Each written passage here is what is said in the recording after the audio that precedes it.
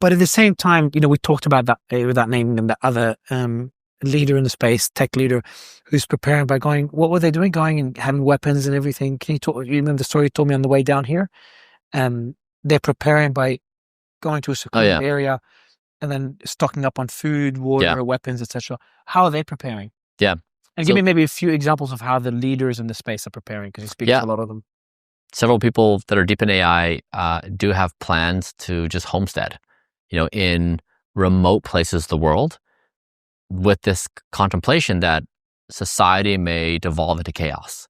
That if AI progresses to a certain point and it creates alarm and we lose the reins of power through some means, that like basically AI is effectively better at managing security or resource gathering or resource deployment, then human institutions break down because humans panic and they're no longer banded together, then that would create like a break in societal structures, right? Like, so we would lose our ability to cooperate on a global level, and we'd start breaking out into like different forms of organization.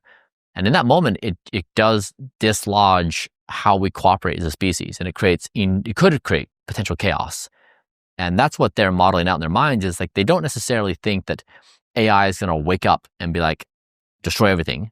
It's just like it's humans falling upon themselves, that once we lose our shit, it's very hard to put back together again.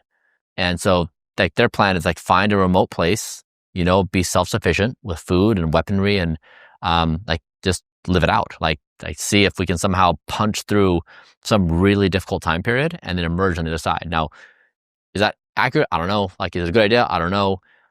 If you're going to do that, you need to be at your place prepared, right? If you're going to wait for the moment to happen when chaos begins and you want to catch a flight or fly your plane, it's going to be hard.